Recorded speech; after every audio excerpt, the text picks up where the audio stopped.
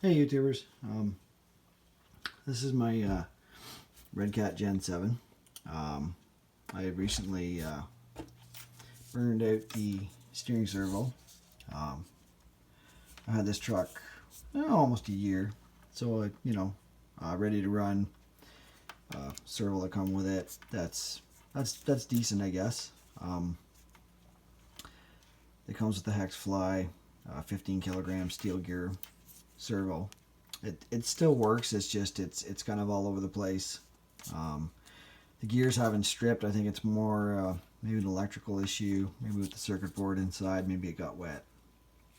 I was looking for something cheap to replace it with because I'm always on a budget.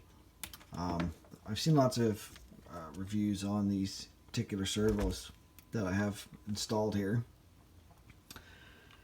This is a DS servo, digital servo, 20 kilogram. That's at 4.8 to 6.8 volts. So depending on the voltage it's actually going to it and how many amps is going to determine how well it actually works. The RC cars now, they have a BEC built into your ESC. If you got a servo that's putting out a lot of torque, to get the full potential out of it, you might have to run a BEC, aftermarket BEC. BECs built into these generally put out the 6 volts, but it's generally at like 1 amp. Whereas to get the full potential out of these guys, it's got to be more than 1 amp. I think I know Castle makes a BEC that's 10 peak amps. That's peak, so it might be more like 5 amps it's putting out. But anyway, I thought I'd give this a try. I got this off of Amazon. American, they're less than 20 bucks. I think it was American, it was like $17.99 or $18.99. By the time I got shipped to the door and I paid, converted it to Canadian and paid duties and everything on it, it was almost 40 bucks. I think it was like 37 or 38 bucks. But 20 kilogram aluminum body. It says it's waterproof. There are seals top and bottom. I couldn't see a seal in where the servo horn goes on there, where the gear comes out. You could waterproof it yourself. For that price, I'm not too worried about it. It also comes with an aluminum servo horn right here. It's a clamping servo horn. Bolted right in, no issues. Probably only took me like 15 minutes to take the old servo out and put this one on. I'm running it on the second hole there, not the bottom, because I think I might have a rubbing issue there with my steering arm if I put it on the bottom. It's noisier than the stock servo.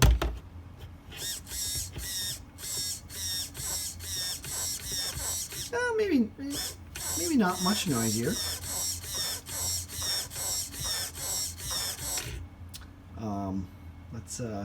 Let's put some weight on it. See how it performs.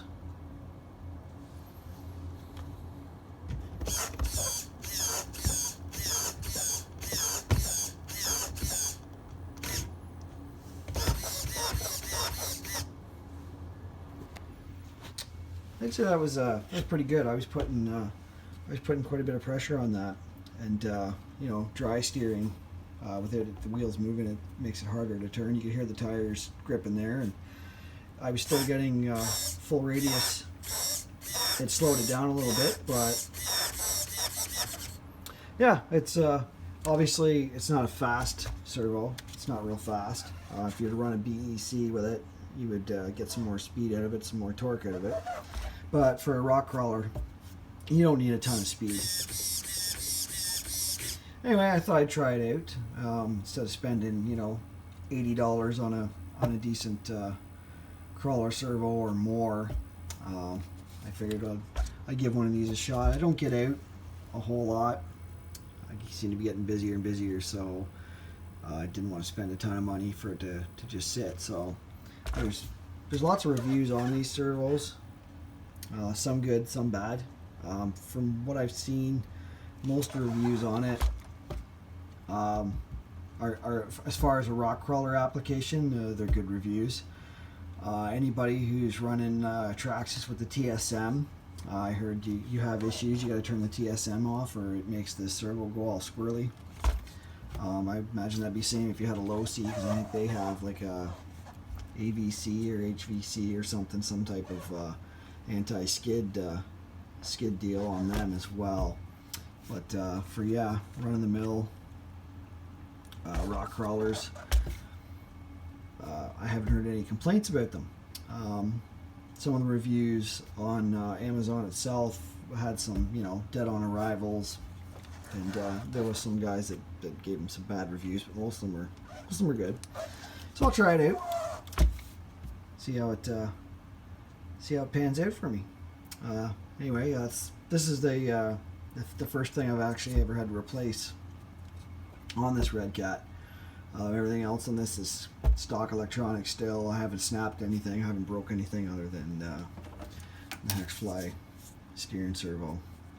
I mean, these are steel geared and they're still fairly light servo. That one's considerably more heavy, probably because of the aluminum body. But we'll try it out. I've got the same Hexfly servos on my my RS10 XT. Now I haven't had it out in a long time, but they've held up. They haven't burned out. They seem to work good. I was playing with the truck on the weekend, and I took the foams right out of the tires just to see if I could get more traction out of them. If you're going straight and everything, like, it was really, you could see there was a little more cushion there, a little more grip. But as soon as you went to steer the truck, like, the tire would just start folding over like this. It made the turning radius even worse. So I put the foams back in. I just thought I'd try it, and then I thought, well, if I could seal the beads and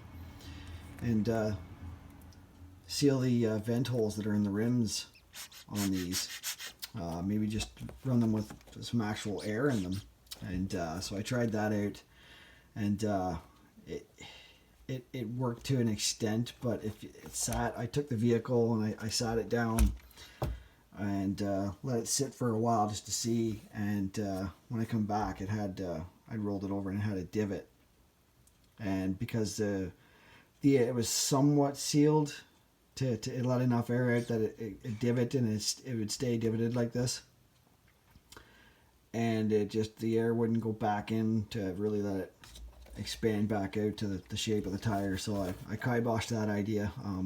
If I put some sealant around the bead locks, and it probably would seal, and you could run them with air in them, but for the most part, even if you buy the aftermarket kit to run air-filled tires on crawlers, they never seem to work well. You get temperature changes, humidity changes, and that changes the pressure in the tires. And so I just put the foams back in.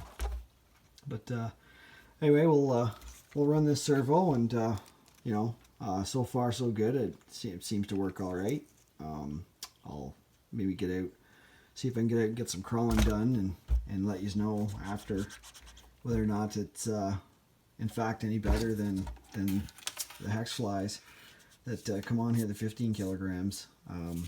I can't remember how much these are to buy. This one came on the truck, but I had bought 2 of these for my RS10. I think they run about, probably by the time I got them in the door, they were probably about $30 to $40. So for the same price, I'm going up to a 20 kilogram. It aluminum bodied, and it comes with an aluminum servo horn, so can't really go wrong, I guess. But anyway, if you are looking to use one of these servos, I don't know if I can see the number here. This is the number. It's a DS3218MG. MG stands for metal geared. There is a pro version. The difference between the Pro version and this version, I think, was something to do with the material the gears were made out of. The gears in this, I believe, are probably brass. I think the Pro version might have some aluminum or something. Maybe something lighter in there. I don't know. I can't remember.